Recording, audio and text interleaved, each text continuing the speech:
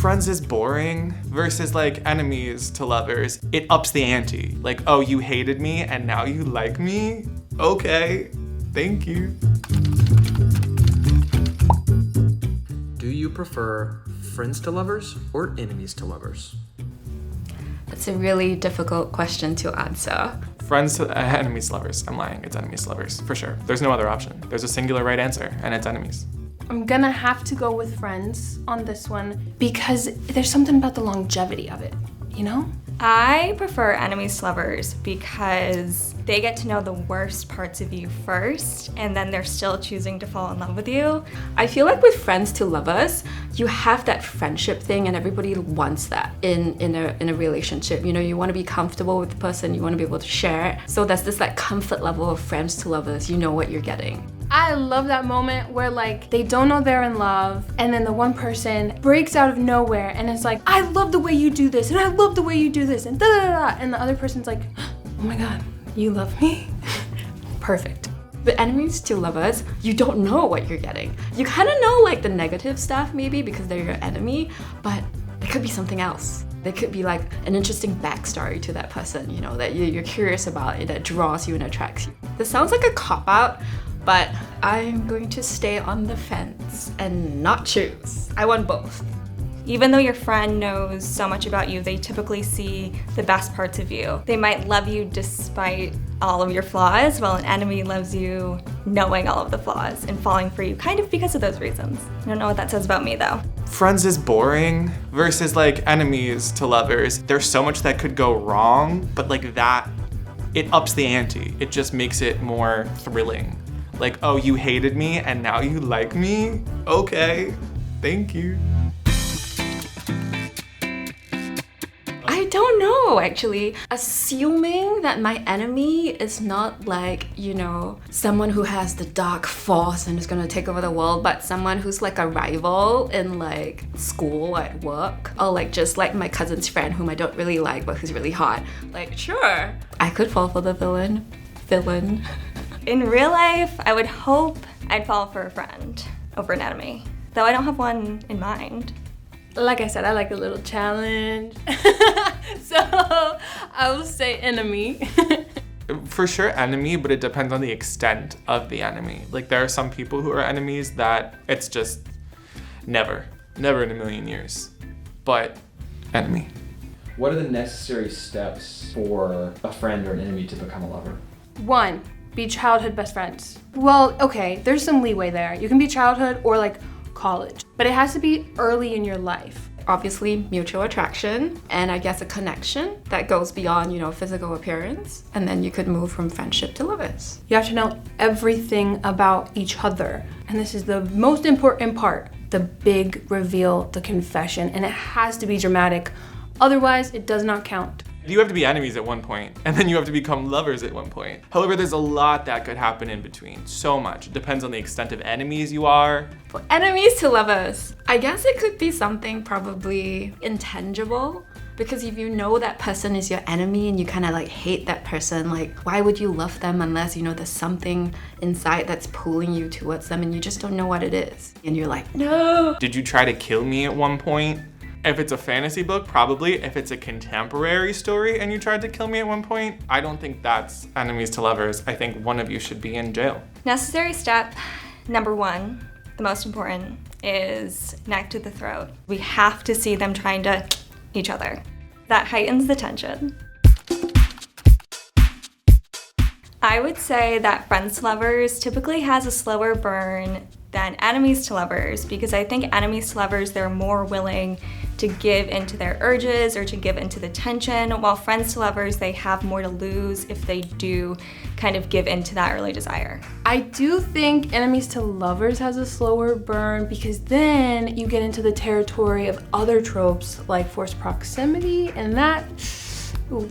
For enemies to lovers, even though it could be a slow burn, I think it's less of a slow burn in the sense that, you know, there's lots of sparks along the way. Like maybe the first time they meet, you know, there's a spark because they're like, oh, you know, or like maybe they're fighting in battle, they're like, oh, he's hot or something like that. So there's lots of like little sparks along the way that kind of makes the burn, could be slow, but kind of like hotter, if that makes sense. Is miscommunication an important factor in these relationships? In enemies to lovers, for sure, like you have to be in denial that this feeling that's so aggressive in you isn't hatred, but maybe something more, and you want to suppress it because you're like, I can't change the way that I'm programmed. Versus friends to lovers, again, I don't know, it's not my territory. Miscommunication and denial are important for the plot, for the narrative, but I don't want to read it. I don't like it. I personally don't really like the trope of miscommunication unless, like, you know, it's made complex. Because if it's literally like one person not telling the other person something really simple that will just, you know, instead of the book being like that, the plot will be like this. And it's kind of like, you know, is there really, you know, why? I hate the miscommunication trope. Miscommunication can play a role in the plot, but I think it's just leads to a lot of aggravation for the reader with not a good amount of payoff. I think you need denial to have the slow burn buildup of enemies to lovers. Like, you can't first accept your feelings without it sort of putting you through a personal trauma first to move past and make the enemy to lover moment that much sweeter. It depends once again. If it's friends to lovers and you're in the same friend group and it's not a great breakup, everyone's gonna get involved. Like, oh my god, do we take sides? What's going on? The friends to lovers. And that's the tricky thing about turning a friend into a lover, is that you can sometimes lose a friend and a lover at the same time. And there's nothing worse than a friendship breakup. And then you add a lover breakup. If you can no longer be friends after becoming friends to lovers, something is ruined there. I get that. I still don't think it's better. I think regaining an enemy is worse than losing a friend. For enemies to lovers, the breakup might come when they decide that, oh, we have to stay enemies. You know, so that makes it even more like, yeah, it's great. In the moment, enemies to lovers would have a worse breakup. But I think in long term, friends to lovers would have a sadder breakup because you're losing such a major person in your life. It depends on how close you were with the friend. You can have endless friends, but you can only have so many enemies. Would I want to be the mutual friend in the friends to lovers breakup? Or like a random villager in the enemies to lovers back to enemies breakup? I don't want to be the one hearing both sides and then having to take sides and then mediate and then triangulate and stuff like that. I would honestly probably rather be like a random villager in a random village, you know, while it burns down as the enemies to lovers become enemies again. They're now going to go around killing the ones you love, probably enemies to lovers. So do you want to die or do you want to have an uncomfortable party? It's like, which one's worse? Losing happy hour. Okay, use these terms to make your own blank to lovers combination. Okay, right. Sorry, it's taking a while. My author brain is kind of like creating a story right now with this combination. I'm gonna go with strangers to social media mutuals to friends to roommates to haters and never to lovers.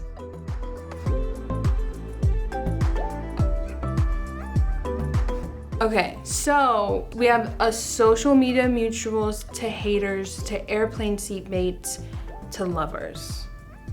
And I think that works. So you get all close to them, but then you're like, this is the person I've been hating for the last 6 months. And wow, that's tea. I do think that's kind of perfect, because that life would work out that way. My perfect combination would be childhood friends to having your memories wiped of each other, to then enemies, to then lovers. If you know, you know. Childhood enemies who both excelled at the same skill, who then became worse enemies, who then went on their own separate epic journeys, which put them on a violent trajectory toward each other, which created enemies as adults and or teenagers, to lovers, to awkward comrades, to lovers again, to enemies, but like seriously enemies, to it's weird when we're in the same place because I don't want to look at your face. I do think that there's a world where all friends and all enemies can come together and love one another and connect and make the world a better place. At the end of the day, no matter what side of the debate you're on, I'm sending peace and blessings, whether you're a friend or an enemy trying to find a lover out there, we know it's hard, but we have great strength. So for all the friends and all the enemies in the world, I wish love upon you. Not out of the goodness of my heart, but because I think it's going to be really chaotic and fun.